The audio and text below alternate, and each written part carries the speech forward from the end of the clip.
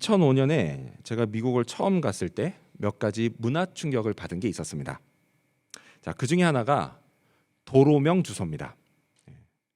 집 주소를 무슨 도로 몇 번째 집 이렇게 표기하는 게요. 저한테는 무척 신선했습니다. 집 찾기가 참 쉽더라고요. 자, 그래서 생각했죠. 야, 역시 미국 사람들은 참 합리적이구나. 이런 생각을 했습니다. 그때까지만 해도요. 한국은 집 주소를 무슨 동 몇 번지 몇 호라고 표기를 했는데요. 그 주소를 들고 집을 찾아가는 건 우체부 아저씨나 복덕방 아저씨만 가능한 일이었습니다. 참 불편했습니다. 자, 그러다가 지금으로부터 딱 10년 전인 2014년 그때부터 한국도 본격적으로 도로명 주소를 사용하게 됐습니다. 자, 그래서 이제는요, 이곳 호주처럼 주소만 있으면 어디든 쉽게 찾아갈 수 있습니다. 이렇게 좋은 걸 왜 진작에 시작하지 않았나 모르겠습니다. 여러분, 사실 도로명 주소는요 2014년이 아니라 2012년부터 본격적으로 시작하려고 했다고 합니다. 자, 그래서 이걸 알리려고 당시 유명 연예인이 등장한 TV 광고를 많이 했습니다. 신문에도 많이 했고요. 동사무소 출입구에도 포스터를 많이 붙여놨습니다. 자, 그때는 도로명 주소를 새 주소라고 했습니다. 새 주소, 분명 좋은 것이었습니다. 자, 하지만요, 의외로 사람들의 저항이 꽤 많았습니다. 이제껏 사용해온 주소에 너무 익숙한 나머지 새 주소를 별로 사용하고 싶지 않았던 겁니다. 이게 좋은 건데도 말이죠. 자, 그래서 정부가 2년간의 유예 기간을 더 두고 국민들을 열심히 설득했습니다. 자, 그래서 그 결과 지금은 도로명 주소가 완전히 자리를 잡았습니다. 자, 이렇게요. 무슨 일이든 새롭게 시작하고 처음 시작할 때는 혼란과 저항이 있기 마련입니다. 자, 그런데 이런 일이요, 초대교회에도 있었습니다. 이방인 선교가 본격적으로 시작되기 전에 예루살렘 교회의 유대인 그리스도인들에게 이런 혼란과 저항이 있었습니다.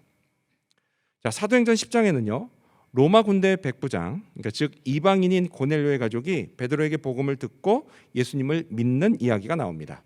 이거는요, 예수님이 승천하시기 전 제자들에게 하셨던 말씀, 오직 성령이 너희에게 임하시면 너희가 권능을 받고 예루살렘과 온 유대와 사마리아와 땅끝까지 이르러 내 증인이 되리라.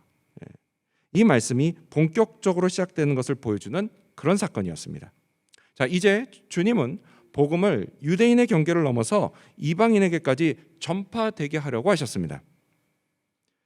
고넬료 가족이요, 예수님을 믿을 때 그들은 성령을 받았습니다. 자, 이 소식을 듣고 예루살렘 교회의 유대인 그리스도인들이 깜짝 놀랐습니다. 이방인들에게 이런 일이 있을 거라고는 상상도 못했기 때문입니다. 그들은요, 이걸 납득하지 못했습니다. 이걸 쉽게 받아들이지 못했습니다. 자, 이렇게 이방인 선교가 본격적으로 시작되기 전 그들은 혼란스러워했고 저항도 했습니다. 여러분, 이거는요 지극히 자연스러운 일입니다. 관건은 그 다음이에요. 이 혼란과 저항을 어떻게 대처하고 해결하느냐, 이게 관건입니다. 자, 그렇다면 당시 예루살렘 교회의 최고 지도자였던 베드로, 고넬료 가족에게 복음을 전하고 침례를 준 베드로는 이 상황을 과연 어떻게 대처했을까요? 오늘은 이것을 함께 살펴보고자 합니다. 자, 그리고 당시 베드로의 행적을 통해서 성령이 오늘 우리에게 가르치시는 교훈이 무엇인지도 함께 알아보고자 합니다. 먼저 첫 번째로, 그 상황을 어떻게 대처했을까요? 먼저 첫 번째로 베드로는 그들을 공감했습니다.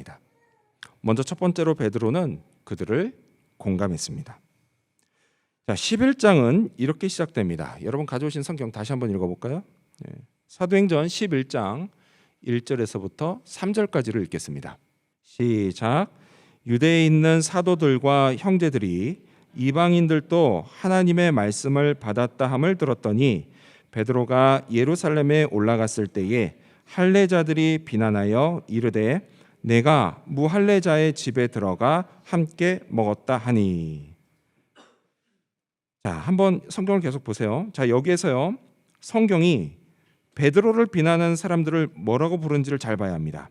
자, 2절을 보면 할례자들이라고 합니다. 그렇죠?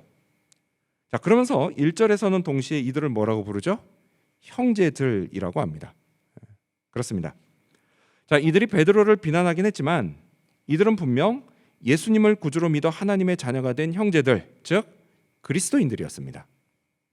자, 그럼에도 불구하고 이들이 교회 최고 지도자인 베드로를 면전에서 비난했다라고 하는 건요, 그만큼 고넬료 가족에게 일어난 일, 그리고 또 그들을 만난 베드로의 행동, 이게 이들에게는 받아들이기 힘든 매우 심각한 일이었다라는 것입니다.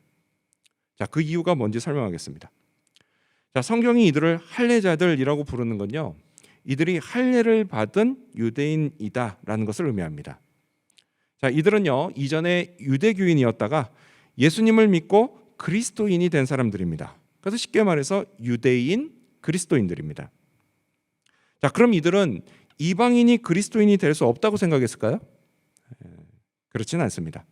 이들도요, 이방인이 그리스도인이 될 수 있다고 생각했습니다. 하지만요, 그러려면 반드시 먼저 유대교인이 되고 그 다음에 그리스도인이 되어야 한다라고 생각했습니다. 자, 이 중간 과정을 생략하고 바로 그리스도인이 되는 건 있을 수가 없는 일이다라고 생각했습니다. 따라서 당연히 할례도 받아야 한다라고 생각했습니다. 왜죠? 그게 유대교인이라는 증표니까 그래요. 하지만 고넬료 가족이 그런 중간 과정을 거치지 않았다라는 겁니다. 자, 그리고 또한 유대인들은요, 오래전부터 이방인들을 종교적으로 더럽다고 생각해서 자기들 전통에 따라 이방인들과 한 집에서 먹고 마시지를 않았습니다. 자, 그런데 이런 관습이요, 이들이 그리스도인이 된 후로 그 다음에도 계속됐습니다. 당연하죠. 바로 멈출 수는 없는 거예요. 몇천 년을 이어져 온 관습이요, 하루아침에 없어질 수는 없는 겁니다. 시간이 필요해요. 자, 그러던 차에 베드로가 이방인 고넬료의 집에서 먹고 마시고 교제를 했으니 이 또한 받아들이기 참 힘든 일이었습니다. 그래서 베드로가 오자마자 어떻게 그럴 수 있냐고 면전에서 비난했던 겁니다.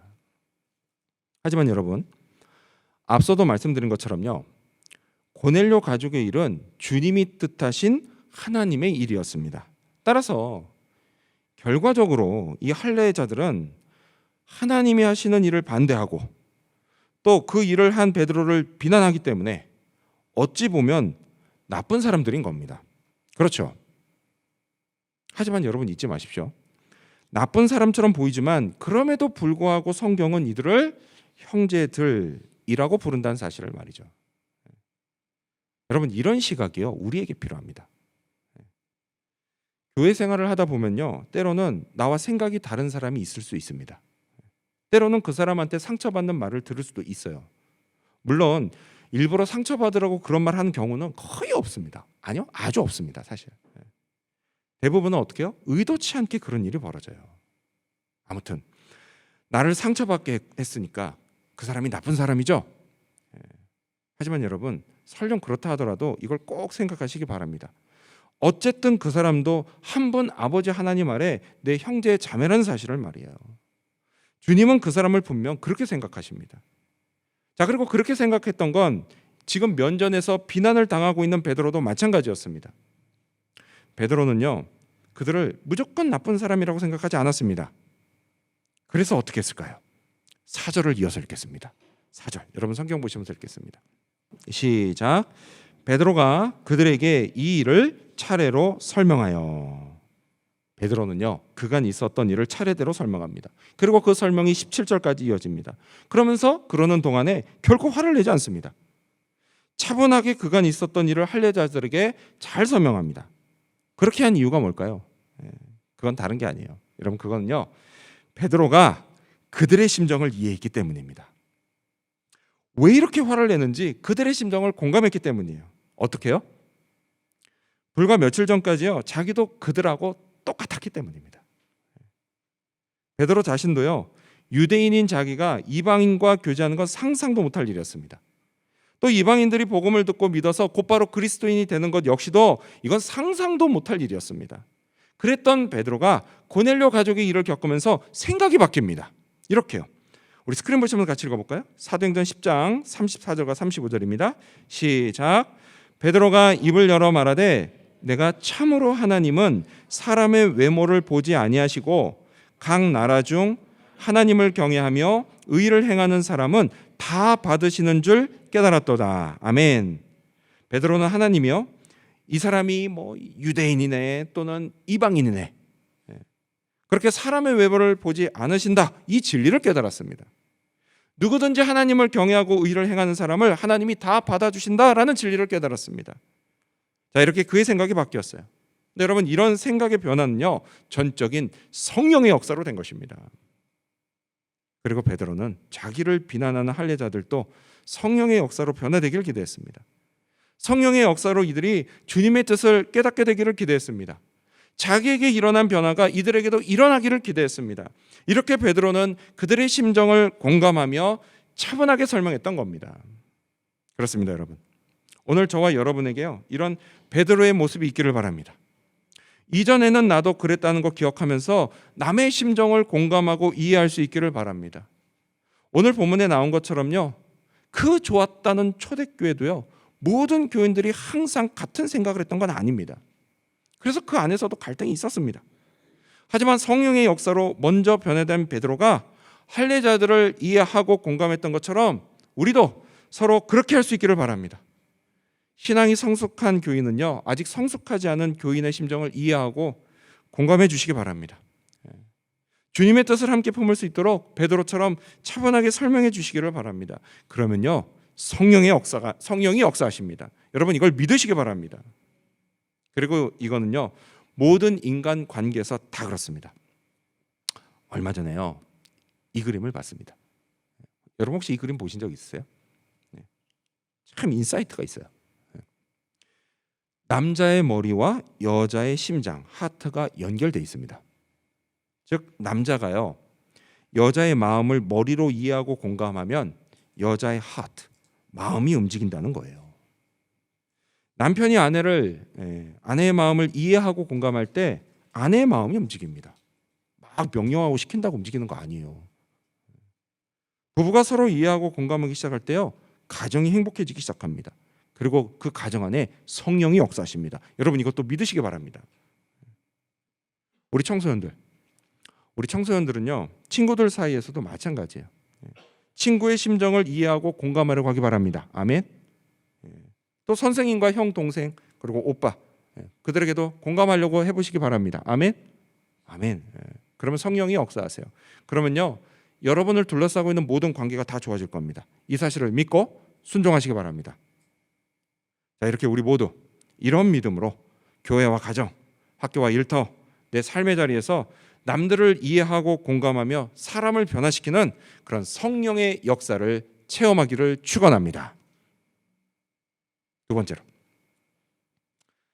당시 베드로의 행적은 어땠을까요?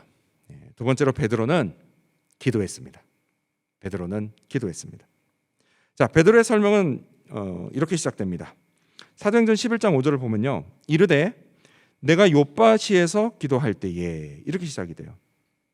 자, 베드로는 고넬료를 만나기 전에 욥바시에 있었고요, 그곳에서 기도하고 있었습니다. 자, 그때 무슨 일이 있었을까요? 여러분, 자세한 거는요, 지난주 수요일과 목요일 큐티 본문에 나옵니다. 큐티 하신 분들은 다 아실 거예요. 자, 그런데요, 성경이 참 친절하게도 그날 큐티를 못 하신 분들을 위해 오늘 본문인 11장에 그날 있었던 일을 짧게 요약해 놨습니다. 이런 일이 있었어요. 온갖 짐승이 담긴 그릇이 하늘에서 내려오고요, 그걸 먹으라고 하는 말씀이 들리고 베드로가 못한다고 거부하고 그러다 환상이 깨는 그런 일이 있었습니다. 자, 그런데 여러분, 오늘 우리가 주목할 거는 그 환상의 내용보다는요, 그 환상 중에 베드로가 무엇을 경험했고 또 무엇을 했느냐, 이겁니다. 베드로의 설명에서 세 가지를 발견할 수가 있어요. 먼저 첫 번째는 그가 기도 중에 무엇인가를 보는 경험을 했다라는 겁니다. 5절을 다시 읽겠습니다. 여러분 성경 보시면서 읽을까요? 5절 시작. 이르되 내가 욥바시에서 기도할 때에 황홀한 중에 환상을 보니 큰 보자기 같은 그릇이 내 귀에 메어 하늘로부터 내리어 내 앞에까지 드리워지거늘. 자, 그는 기도 중에 환상을 봤습니다. 물론 그 환상이 의미하는 바가 뭔지는 몰랐지만 어쨌든 베드로는 하나님이 보여주시는 뭔가를 봤습니다. 자, 그리고 두 번째는 그가 기도 중에 하나님의 말씀을 듣는 경험을 했다라는 거예요. 자, 우리 7절도 이어서 읽어볼까요? 여러분 성경 보시면서 7절 시작.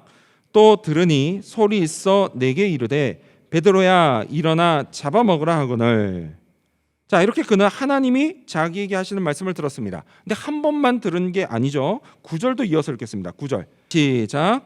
또 하늘로부터 두 번째 소리 있어 내게 이르되 하나님이 깨끗하게 하신 것을 내가 속되다고 하지 말라 하더라. 아멘. 자, 이번에도 마찬가지로 하나님이 하시는 말씀을 듣기는 들었는데 그 말씀이 의미하는 바가 뭔지는 몰랐습니다.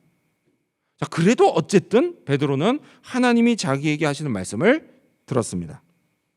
자, 이렇게요. 기도 중에 뭘 보고 들은 베드로가 그래서 어떻게 했느냐? 마지막 세 번째로 그는 하나님께 말씀을 드렸습니다. 자, 우리 8절도 읽겠습니다. 8절 시작. 내가 이르되 주님 그럴 수 없나이다. 속되거나 깨끗하지 아니한 것은 결코 내 입에 들어간 일이 없나이다 하니. 자, 베드로는요 자기가 보고 들은 게 도무지 이해되지 않았습니다. 납득이 되질 않았어요. 그래서 주님이 시키시는 걸 할 수 없다고요 솔직히 있는 그대로 말씀드렸습니다. 자, 이렇게 베드로는요 기도 중에 하나님이 보여주신 것을 보고 하나님이 하시는 말씀을 듣고 또 이에 대한 자기 생각을 있는 그대로 하나님께 말씀드렸습니다. 여러분, 저는요 이것이 기도의 좋은 모델이라고 생각합니다. 기도할 때요 하나님이 우리에게 하나님의 일을 보여주십니다. 아주 특별한 경우에는요 눈에 직접 보여주기도 하시지만 대부분의 경우에는 우리 마음에 보여주십니다. 또 기도 중에요 하나님은 우리에게 말씀하십니다. 그리고 이건 역시도요 아주 특별한 경우에는 귀에 직접 들려주기도 하시지만요 대부분의 경우에는 우리 마음에 들려주십니다. 물론 베드로처럼 우리도요 그렇게 보여주시고 들려주시는 것의 의미가 뭔지 모를 때가 있습니다. 또 뭔가 보여주시고 들려주시는 것 같기는 한데 그게 뭔지 잘 캐치가 되지 않은 그럴 때도 있습니다. 긴가민가 할 때도 있어요. 그럴 때 어떻게 해야죠? 맞습니다. 베드로처럼요 하나님께 말씀드려야 합니다. 하나님 이게 무슨 뜻인가요? 하나님 이게 무슨 뜻인가요? 무슨 의미인가요? 제발 좀 알려주세요. 말씀드리면 됩니다. 되는 거예요. 도저히 납득할 수 없고요 순종하기 힘든 말씀을 하실 때도 베드로처럼 하나님 이건 도저히 못하겠어요 라고 말씀드리면 됩니다. 말씀드리면 돼요. 따라서 여러분이요 지금 여러분 인생에 매우 중요한 시기를 지나가고 있다면요 반드시 기도하셔야 합니다. 기도하면서요 하나님께 보여달라고 또 말씀해달라고 간구해야 합니다. 그러면요 보여주시고 말씀해 주실 겁니다. 하나님은요 여러분을 창조하셨습니다. 여러분의 몸과 영혼만 창조하신 게 아니라 여러분의 인생도 창조하셨습니다. 그래서 하나님은 여러분을 위한 좋은 계획을 가지고 계십니다. 그리고 어쩌면요 바로 지금이 하나님이 여러분 인생에서 새 일을 시작하실 때일 수도 있습니다. 또는요 이미 시작하신 일을 본격적으로 궤도에 올려놓으시는 때일 수도 있습니다. 그래서 우리는 기도해야 되는 거예요. 기도해야 됩니다. 나의 갈 길을 알 수 있도록 또 나의 행할 바를 알 수 있도록 내게 말씀해 달라고 기도해야 합니다. 하나님이 알아서 잘 해주시겠지 이런 수동적인 자세로 있지 말고요 적극적인 자세로 하나님께 구하고 말씀드려야 합니다. 여러분, 그런 사람에게 하나님이 응답하십니다.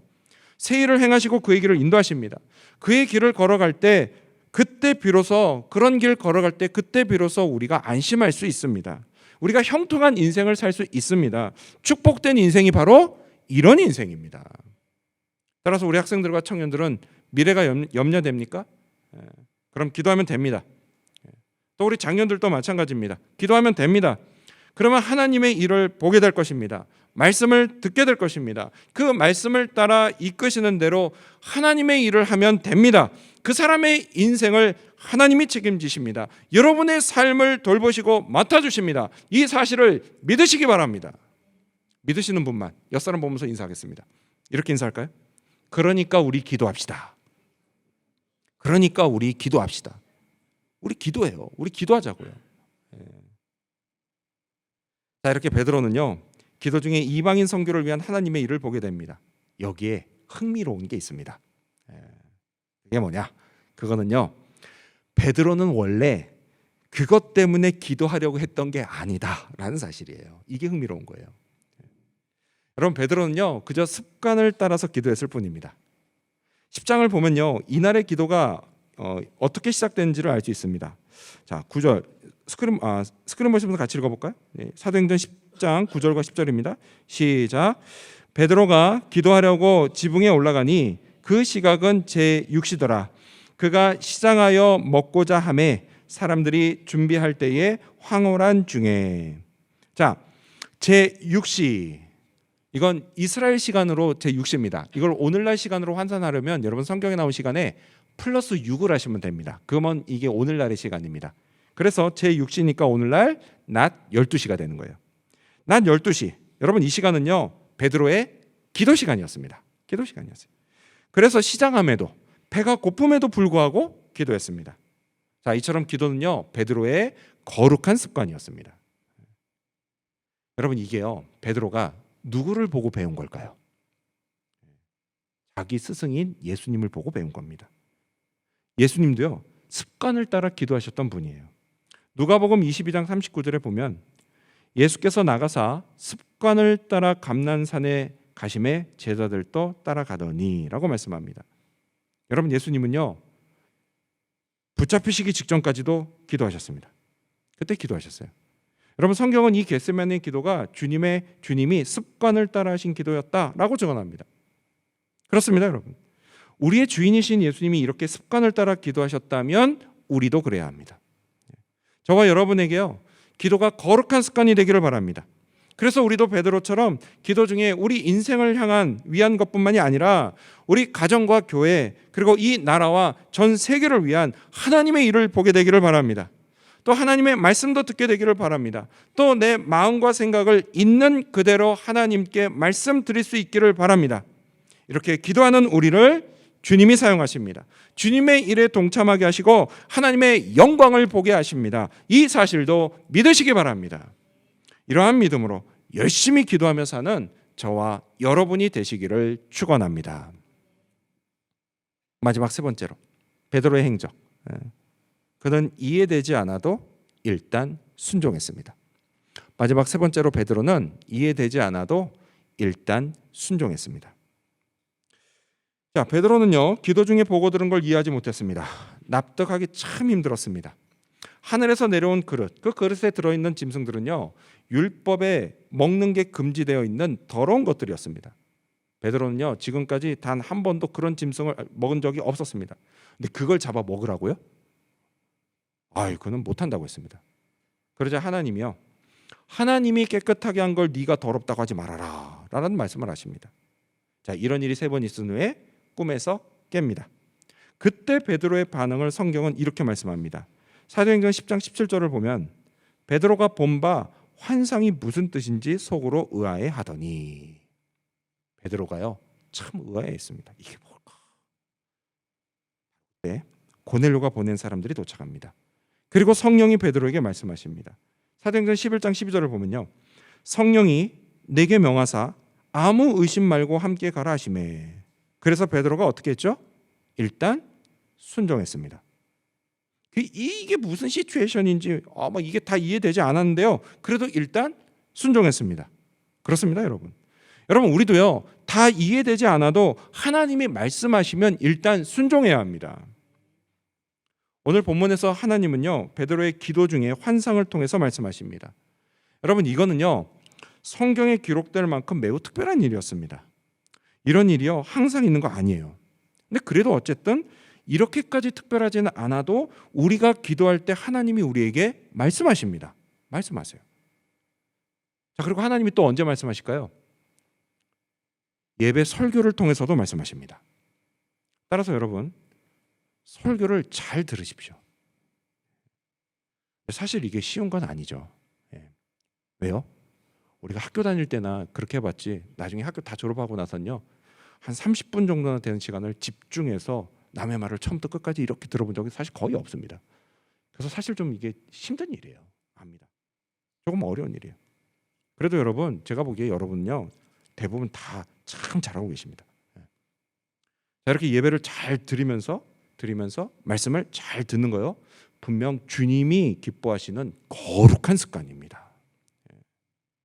자, 그리고 또 하나님이 우리에게 어떻게 말씀하실까요? 하나님이요, 큐티를 통해서도 말씀하십니다. 오늘 내게 주시는 하나님 말씀, 성경 말씀을 읽고 묵상한 후에요, 그 말씀 붙잡고 기도할 때 하나님이 여러분에게 말씀하십니다. 근데 사실 큐티하는 것도 쉬운 일은 아니죠. 참 희한하죠. 다른 거 하는 10분, 15분은 너무 짧은데, 특히 유튜브 보는 10분, 15분은 너무 짧은데, 큐티하는 10분, 15분은 왜 이리 긴지 모르겠습니다.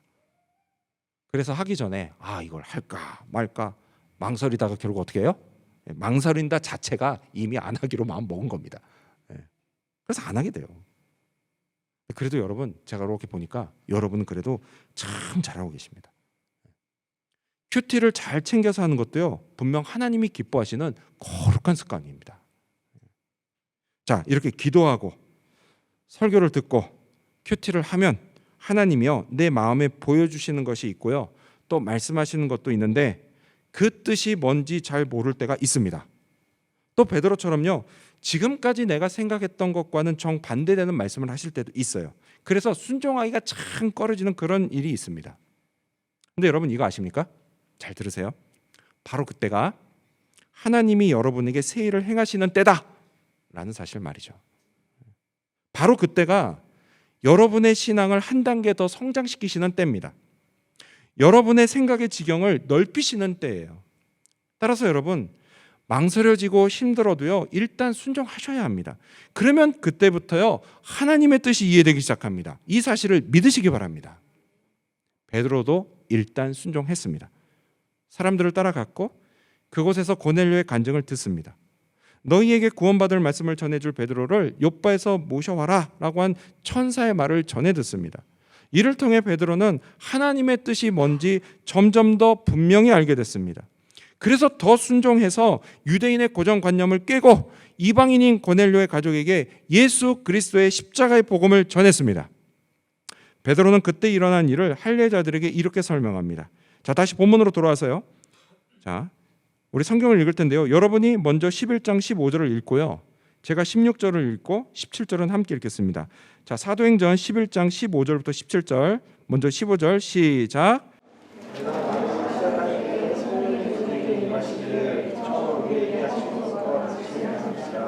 내가 주의 말씀에 요한은 물로 침례를 베풀었으나 너희는 성령으로 침례를 받으리라 하신 것이 생각났노니 시작. 그런즉 하나님이 우리가 주 예수 그리스도를 믿을 때에 주신 것과 같은 선물을 그들에게도 주셨으니 내가 누구이기에 하나님을 능히 맡겠느냐 하더라. 아멘. 그때 그 자리에 성령이 임하셨는데 오순절에 우리에게 임하신 것과 똑같이 임했다라고 말합니다. 그리고 그 순간 승천하시기 전 예수님이 우리에게 하신 말씀, 성령으로 침례를 받게 될 것이다 라는 이 말씀이 생각났다고 말합니다. 하나님이요, 이방인에게도 우리에게 주신 것과 똑같은 선물, 성령을 주셨다고 말합니다. 이방인이 성령을 받았습니다.